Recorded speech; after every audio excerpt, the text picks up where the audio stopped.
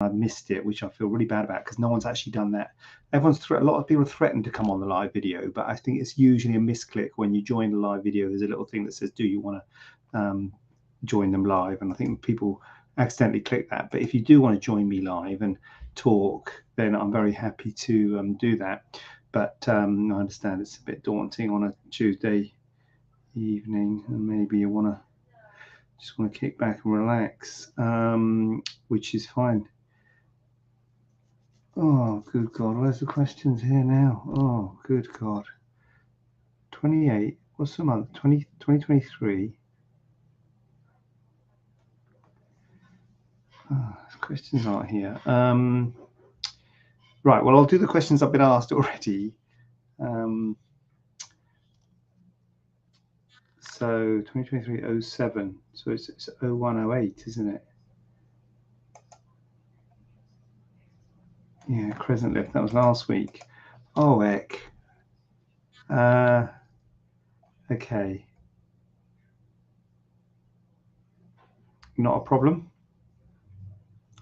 Where are the questions? It's not a problem. Okay, well, we can do the ones we've already got. So last week someone said, do you focus on the appearance of breasts while performing a reduction? So the answer of that is yes, very much so, but that is not the only thing that you focus on when you're doing a reduction. There's a couple of things you need to be aware of in relation to the nipple areolar complex. So when you're doing a reduction, you're doing a lift. The lift is an integral part of a reduction, and you have to move the nipple to a higher place, and so you have to isolate that and keep enough blood supply and nerve supply on the nipple. So that's a really important part of the surgery. So that dictates the size. So that's an element of the size that's important, but clearly the appearance is important for a breast reduction. It's actually important for everything that we do. And one of the things about plastic surgery, and certainly plastic surgery training, is that there's an element of form and function. It's the function of things is important because how they work. A lot of things we do is like hand surgery and what have you, and things have to work properly, and head and neck surgery. But also the form is clearly a very important aspect to it, and that is something that's kind of drilled in throughout all of plastic surgery training, that yes, the function has to be there, but also how things look. So there are some technical and functional aspects to a breast reduction which are important, but also there are cosmetic elements, and clearly the cosmetic elements is a huge aspect of performing breast reduction. So yeah, it's a very important aspect. And so when one of the things I do is I make sure there's enough volume in the cleavage area. I make sure I empty it out laterally, because often there's too much volume laterally to the sides, and trying to make a good shape with the nipple at the apex, sort of pyramid shape, with a good projection to the breast, because you don't want it too flat. Right, I've got some questions here. So you don't want it too flat. So those are all important aspects to it. So the important is absolutely the appearance is absolutely crucial, as well as the function of the breast in terms of the nipple sensation and the blood supply to the nipple. So Bev is in the house. Good evening, Bev. I'm glad you weren't party to the beginning, which I was on Instagram before I could get Facebook set up, and now I can't find my questions on Facebook. But anyway, I found them in a different place. So we're all on track. So it's all good. So the other question I've had this evening is, how long do you have to wait after breast reduction before lying on your front? A lot of things in terms of how long before you can do this and that.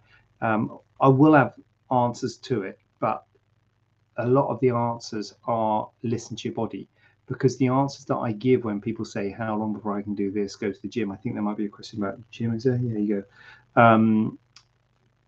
I will give you kind of what is generally right in terms of in general terms, but some people feel a lot better a lot sooner, heal a lot more quickly. Some people take a little bit longer to heal, have little bits of don't heal up and have a little bit of swelling and soreness and discomfort for longer than others. So anything that I say is kind of ballpark figures. So lying on your front, yeah. So normally, actually, what people ask after a breast reduction is, when can you lie on your side? Because they've been told they need to sit up. But I normally don't tell people to sit up, so you can lie on your side pretty much straight away. But lying on your front's a bit more uncomfortable, obviously. And first thing I say is, it doesn't matter what I say to the answer to that question, you will lie on your front when it's comfortable. So even if I say after a week you can lie on your front, you probably won't be lying on your front after a week because it'll be too uncomfortable.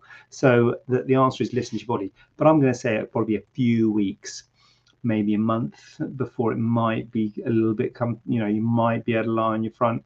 But if it happens sooner than that, fine. If you go to bed on your side and you wake up on your front, don't panic. It's obviously not that uncomfortable. Your body has kind of allowed you to do that. So it's whenever you're it's comfortable, and that'll probably be around a month or so.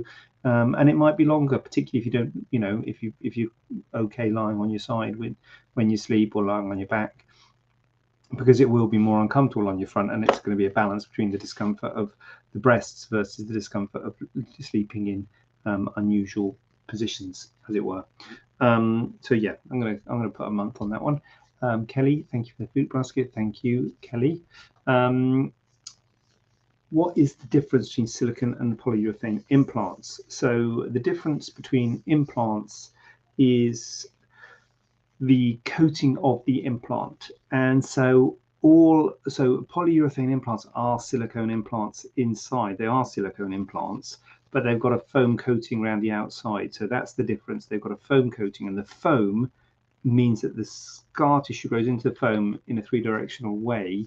So that when it contracts in all different directions, it doesn't form a sheet around the implant, and so it's much less likely to go hard when the scar tissue contracts. So the scar tissue is called a capsule, and that capsule contracts.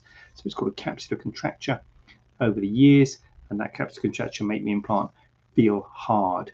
And the polyurethane ones have got this foam coating around the outside, which breaks up the scar tissue and makes it a lot longer before it goes hard. So they, in that respect, they last a lot longer than the traditional silicone implants, which are either smooth coated or textured coated, which means they roughened the silicone implant shell, but they don't rough it as much as a polyurethane foam. So the roughened, the textured implants are kind of doing a similar job to polyurethane, but they don't do it quite as well. So textured implants don't go as hard as quickly as smooth implants, but they go hard more quickly than polyurethane implants. So basically, the shell of an implant gets progressively rougher, ranging from a smooth silicone implant to a textured silicone implant to a polyurethane implant. They get progressively rougher, and the more rough it is, the more scar tissue gets broken up, so the less likely of it going hard, because the scar tissue is all disorganized around the implant, so it doesn't form a sheet around the implant. So that is the benefit of the polyurethane implants, that they don't go hard, or at least they're much less likely to go hard, or take a lot longer for them to go hard. The bad thing about the polyurethane implants, because as with anything, if there is a good thing, there's got to be a bad thing. The bad thing is that they were implicated with a cancer many years ago in experimental conditions, when they injected some stuff into rats. But that only happens in rodents, doesn't happen in humans. But more recently, there's something called ALCL, which is a type of cancer associated with implants, which is associated, we think, with the roughness of the implants. So that makes a negative aspect of having a rougher implant. So there's good things about having a rougher implant, because it's less likely to go hard in the future. But there's bad things in that it's more likely to get the ALCL, albeit very rare cancer, but it's more common with the rougher implants. So you have a choice between a smooth silicone implant, textured silicone implant, or a polyurethane implant. And the textured ones are actually broken down into micro textured and macro textured. So they have some which are more rough than others, and they get the progressive. So there's good things about the progressive, the rougher ones, and there's good things about the smooth ones. And it's about weighing up the pros and cons, and making a decision in your life and in your world as to what suits you. But yeah, that's what polyurethane implants are. They don't go hard as quickly, but they do get the cancer more often, albeit still very rarely, but still. Yeah. So yeah, that's it. That's a choice that you have. Do we offer liposuction to the neck area? No, we don't. I said a long time ago I don't really want to do any facial aesthetics in terms of anti-aging facials. We do mole surgery and cysts and what have you, but we don't do facelifts, brow lifts, and what have you. And it's kind of liposuction to the chin is sort of along with facial surgery. So no. And what was I talking about this last week or the week before about my advancing years and the fact that I'm probably not going to start anything new. So I'm just going to say no. I mean, who knows? Maybe I can't see me doing it, to be honest with you. Maybe we get some other people at the clinic. In fact, we probably already have got some other people at the clinic who can do it, but we don't kind of promote it because kind of everything's under my umbrella. So I kind of don't really want to promote things that I can't that I don't do myself, sort of thing, at the moment. But that's not a very good sort of boss, is it? Boss doesn't have to do everything. If you think about it, if you think about business, the boss doesn't have to do anything. They just have to kind of manage. So I suppose, yeah. Now you mention it, yeah. Anyway, okay. Well, anyway, we don't at the moment. No, we don't do chin liposuction. That's it. Easier on that neck area. Although it is the thing that is done in the world. Do you recommend having liposuction to the thighs? Well, it's a bit like one of the questions where they say, well, do you recommend having, anything? It's kind of like, depends if you need it, is the first thing. So if you don't need it, no. If you do need it, then yeah, you can think about it. Liposuction of the thighs is a very difficult area in my view. The thighs are difficult. You've got the inner and outer thigh.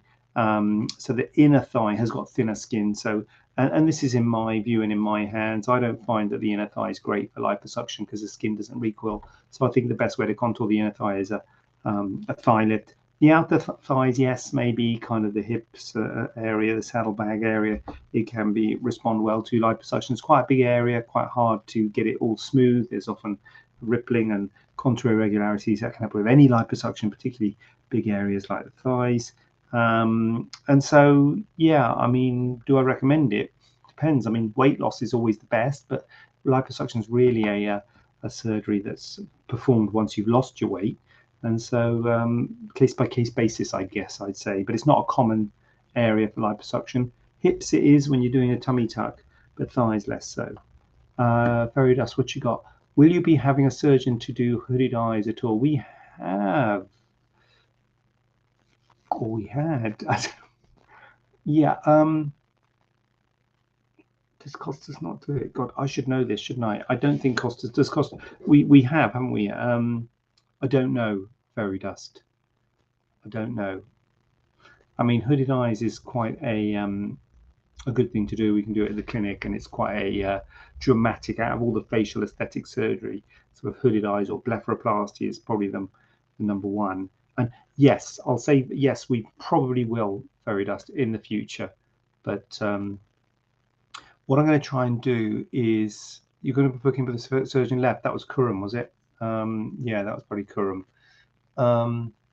We probably know that, don't we, Fairy Dust? We should keep an eye on that. I don't know who Fairy Dust. You see all these funny names, Fairy Dust. If you'd maybe direct message and yeah, but direct message us and we'll talk about that, because it's and arguably that's kind of the one anyway. That's kind of the one I should probably do, but it's just anyway.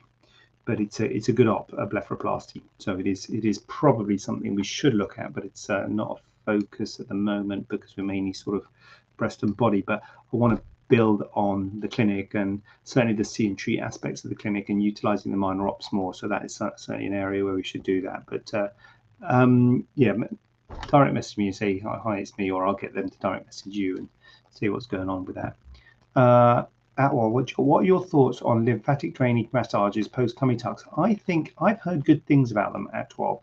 I haven't got a strong view in terms of whether I kind of recommend them or don't recommend them. So I don't really sort of say anything to patients about them either way, because I don't have a strong view about it. But I have had patients, not a huge number of patients, but some patients who have had it done and have said it's good. And I think it is probably a you know, a good thing to do. I don't know, but I don't think there's any harm in it. Whether there's benefit in it or not, a lot of times in terms of surgeons, we kind of look for evidence and things like that, and like trials, and you know, you want to. So there might not be evidence for it, but in a way, if it's kind of helpful and nice, even if there isn't evidence for it, you could argue that it's a good thing to do. So I haven't got a strong view about it, but I have heard good things about it, and I'm certainly open to it. And when patients have said they, you know, shall I have it kind of thing, I would say, yeah, go for it and let us know how it turns out, because I'm interested to know what your view on it is. But I don't really feel that I can sort of get behind it and say, oh, you've got to have lymphatic drainage, it's so much better than not having it. So I'm not sure if there's evidence to say it's massively better than not having it, but certainly people who've had it seem to think it's a good thing. So yeah. So keep popping on here just in case you get another surgeon. We've got a couple of other ones, Fairy Dust. We've got Costas, who's been with us for a while.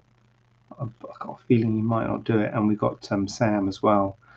Sam George, who's starting soon. So as well, thank you. What we got? Live sessions, I've done that. What is the recovery time for breast reduction? Okay, similar to the last one. So yeah, I mean, breast reduction, big op, can be done as a day case if we do it at a reasonable time in the morning, but it's quite a long op, so day case / overnight stay. Try and avoid using drains, which obviously, well, not obviously, but would keep you in overnight. So as I say, for a sort of normal size breast reduction, you might well be able to go home same day, but for a bigger breast reduction where you might have drains and things, that might be an overnight stay. But first week, you're pretty knocked back. It's quite a big anesthetic, quite a big change to your body. You have dressings on which you can't really get wet, so you can get splash wet. So you have to sit in a bath, a shallow bath, for the first week. After the first week, you have the dressings taken off. You'll feel better after the first week. You'll be pottering around, doing stuff, but probably not driving. 2 to 3 weeks for driving, but pottering around is good. Actually, from day one, pottering around, walking is good because we're not getting a DVT. So walking from day one. But after 2 or 3 weeks, you might want to do exercise bike, low impact stuff, stepper, things like that. And then 4 to 6 weeks before anything with your upper body, because you're going to make it swell. You're going to be moving your pec, you're going to make it swell. So just take it easy. Again, a bit like the one earlier, what was I saying about lying on your front? Listen to your body. You know, if it hurts or swells, don't do it, basically. But after about 4 to 6 weeks, you can start getting into sort of upper body exercises and heavy lifting and things. If your job involves heavy lifting, then it's usually light duties for about 6 weeks, and then you can start getting into things. How soon can I return to the gym after breast augmentation? Okay, so I got to be honest with you, full disclosure here, I know we're amongst friends. For those of you, I was just thinking when I was talking about that, I was just thinking of Jackie, who's on every week, and she probably thinks, oh my God, here we go, he's saying this again. Full disclosure, the post-op regime that I just outlined,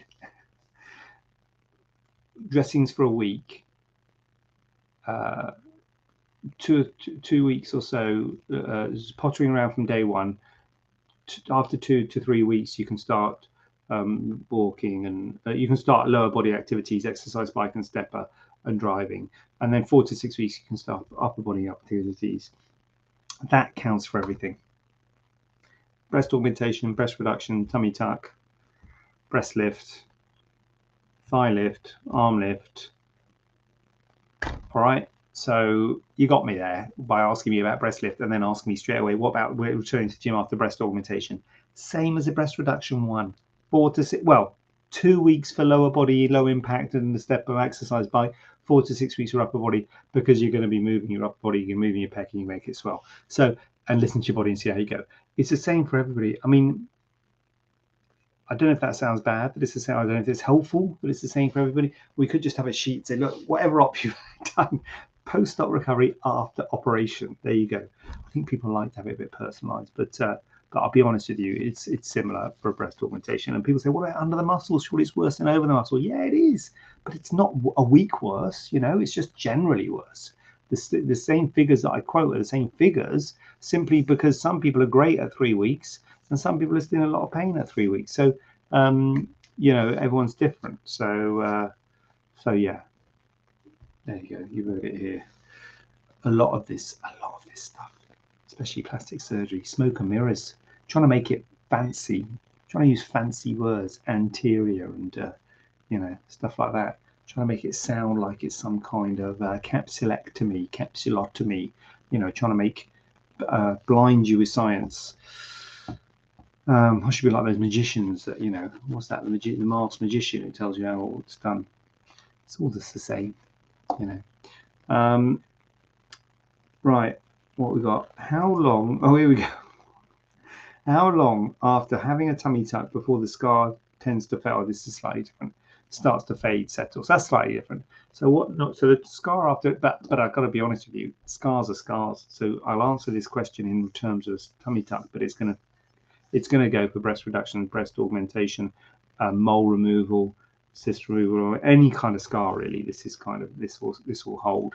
So a week, it often doesn't look too bad. 6 weeks, it often looks, so that's why we do a dressing at a week and then follow up me at 6 weeks. And again, that's for every procedure. Dressing at a week, follow up me at 6 weeks. 6 weeks, it often looks worse. Often looks a bit firm, feels a bit firm, can be a bit of numbness around the scar, a bit odd. At 6 weeks, everything's kind of knitted together and the scar's kind of getting strength into it. So at 6 weeks, we start massaging it with cream. Doesn't really matter what you use, but just kind of moisturizer cream, massaging it, moisturizing it. It's breaking down that scar tissue. It normally starts to fade, and I say this to everyone pre-op, it starts to fade about 3 months. 3 months is quite a long time. So 6 weeks is kind of halfway there. So 3 months it starts to fade, I would say. Starts to settle at 3 months. Numbness might still be there at 3 months. So I normally catch up about 6 months. Should be starting to settle then. As I say, starts at 3 months, but it takes 6, 12, 18 months for it to properly fade. And I would say a year is kind of, there's still some fading after a year, but a year is pretty good with in terms of the fading. You're looking, if you look at, you know, results of tummy tuck scars, 6 weeks, 3 months, 6 months, you got still some redness in the scar, bit of swelling going over. A year, yeah, a year is when you think things start really starting to look good and fade. So I would say a year properly, but kind of 3 to 6 months is when it really starts. So it's quite a long time, quite a long haul. You know, tummy tuck's not just for Christmas; it is for life, and it's an investment, and it takes time for it all to fully settle. So there we go. That's the questions that I've written on my vehicle text reminder that I can now put away because I've texted my vehicle. So any vehicle tax or plastic surgery questions, let me just check. I've got some time. Oh, here we go. Salma's in. Does the scar go hip to hip? Yeah, I mean, Salma, good question. A lot of people, again, in any kind of plastic surgery, want less scarring. And same with tummy tucks, same with anything. You want less scarring. And you know what? I want less scarring too. If I can make the scar shorter, I'll make the scar shorter because less healing, you know, less risks, less visible. Brilliant. Everyone's happy. But what you've got to look at when you're looking at the abdomen, try and think of things from our point of view. When you're looking at the abdomen, you've got to look at where the excess is because you can do shorter scars. You can do a mini tummy tuck, which is a shorter scar, a little bit longer than a cesarean scar. But the shorter the scar, the less skin you can remove. So you've got an ellipse, so it's maximum in the middle where the belly button is, and then it goes less. So the shorter the scar, the less skin you can remove. So you can't get skin past where the scar ends. And often, certainly a lot of people who need a tummy tuck, you look at the excess, it's across the whole front of the abdomen. If the excess is just centered above the cesarean scar, often people have a pouch above the cesarean scar centrally. Yes, a mini tummy tuck might be an option, which would give you a shorter scar, no scar around the belly button. Great. But if the excess is kind of centered across the whole abdomen, you kind of got to have a longer scar because you're gonna be removing more skin because you want the tightness. So whilst everyone wants a short scar, including us as surgeons, we would prefer, you know, less stitching, less risks, less wound problems, but less of a result. So usually, yes, the short answer to your question, Salma, is yes, it does go hip to hip. So it goes from one hip to the other hip. It's quite a long scar for a tummy tuck. usually, and it's kind of depends on how much skin you got. So if you haven't got quite as much skin, it might be a little bit shorter. If you've got a little bit more skin, it might be a little bit longer. But it kind of, if you can look yourself and try, and I don't know if you can get an idea how how it happens, the surgery, and just think, actually, yeah, I have got a bit out here. If you got a bit out here, you're thinking, oh yeah, I've got a bit. If it's just here, fine. But if you've got a bit out here, you think, yeah, I've got a bit out there. Then you might, actually not. You don't want a longer scar, but you might think, actually, I can understand why they've done a longer scar because I had a bit out there. So trying to get you to kind of acknowledge that we're not trying to give people scars, because no one wants a scar and no one wants to give a scar. But in terms of plastic surgery, certainly cosmetic surgery and body contouring surgery, it involves scarring, and the more scarring, the more skin you can remove and the tighter you can make it. It's the same with facelifts, it's the same with breast lifts, it's the same with arm lifts, it's the same with thigh lifts. Everyone says, oh, can you not do a short scar? I can do a short scar facelift. Just give me a scar at the front. Yeah, I can do a short scar facelift. I don't do facelifts, by the way. But, if you do a short scar facelift, just scar at the front, absolutely fine. But you're limited how much skin you can remove. You do a full facelift scar going around the back, up behind the ear. You've got your neck lift as well. You can get a lot more skin removal if you're getting a lot more scarring, because you're taking the scar right at the back. Whereas if you're just doing a little short scar, you can only take same with a breast lift. You do a short scar, you're taking less skin, less tightening. So it's all about balancing the scar with the result. Obviously zero scar, zero result. Well, I don't know, there might be some non-surgical stuff, but broadly speaking. Dawny C's in the house. Big up yourself, Dawny C. How you doing? Good evening. Good evening. Yeah. So yeah. Thanks for that, Salma. So without further ado, I might nip off now, if that's okay. Next week, all good. How are you? I'm all right, Dawny C. I'm all right. How is Dawny C tonight? Dawny C's all good. I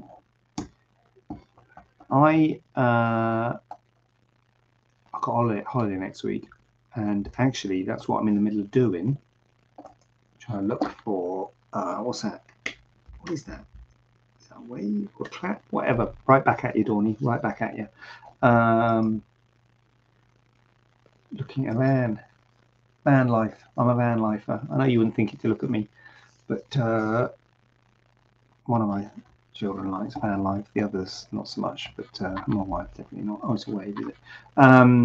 So I'm thinking about, I might be in a van next Tuesday, so I might not be available for said Q&A, but don't you worry, because the week after, you guys are going to be here answering your questions. I'll have it slick next week. I'll have it all sorted out. Jackie, you saw how shambolic it was at the beginning, but the others don't need to know about that. Next week it'll be slick. I'll have it sorted, because clearly, once you've done it a few times, you get your hang of it. So I'm going to sign off, if that's okay, and I will bid you good night, and I will be right back at you 2 weeks time, unless you want a van life episode next week from the van if I've got Wi-Fi, but probably not, because I'll probably completely forget what day it is. And so yeah, week on Tuesday. If you've got any questions, post them in the comments. That's what you're supposed to say, isn't it? Post them in the comments, like me, and whatever. I don't know, like me sounds a bit Loco Loopy, thanks as always. Have a good holiday. Thank you. Lastminute.com. Thanks, Selma. Yeah, and I will see you all in 2 weeks time. Hasta la vista. Thanks, Selma. And share. Oh, Facebook still on. All right, Dawny. Night night. Night night, Norley. Night night, Bev, if you're still here. And I'll see you in a couple of weeks.